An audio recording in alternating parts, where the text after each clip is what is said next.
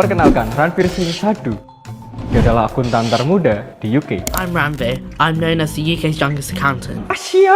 Dia merintis bisnis pertamanya pada tahun 2016 dan bisnis kedua 2 tahun setelahnya. Padahal dia baru 17 tahun.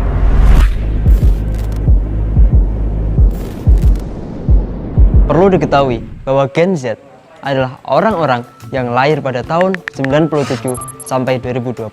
Jika kita membahas tentang Gen Z, pasti kita akan terheran-heran. Coba cari di Google, akuntan termuda, jaksa termuda, pengacara termuda, bahkan orang kaya termuda ada. Banyak banget. Banyak. Pertanyaannya, kenapa Gen Z bisa sehebat itu?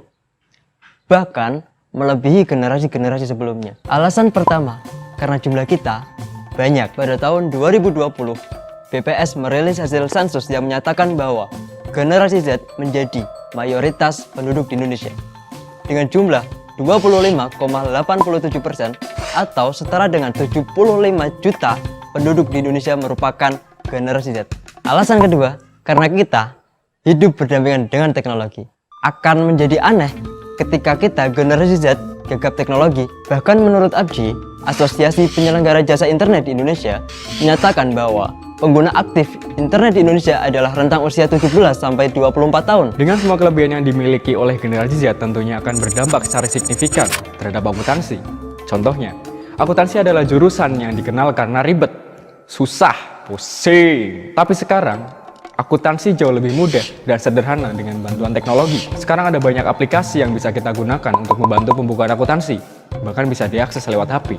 Selain kemudahan tadi, kita juga terbantu dengan koneksi media sosial. Sekarang ada banyak course atau latihan tentang akuntansi di internet. Ada banyak channel YouTube, website, bahkan akun media sosial yang memberikan secara gratis pengetahuan tentang akuntansi. Salah satunya adalah akun media sosial dari IAI, cek aja.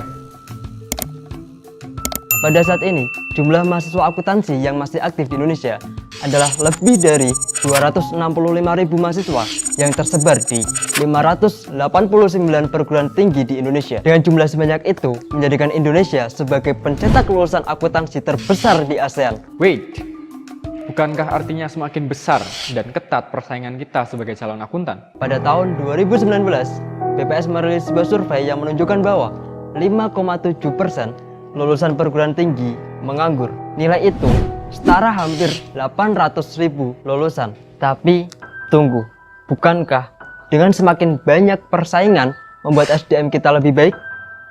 Itu artinya mereka akan semakin mengasah kemampuan mereka lagi dan lagi sampai tujuan mereka tercapai. Agar kita bisa bersaing dengan 265.000 yang lain dan tidak menjadi bagian dari 800.000 yang menganggur, kita harus mulai berusaha. Kita punya akses ke semua hal, kita punya relasi di media sosial. Itu semua akan membantu kita untuk menjadi seorang akuntan yang berkompeten dan kekinian. Ya, itu sulit sih. Tapi percaya, kita pasti bisa jika kita berusaha. Come on generasi Z, kita pasti bisa.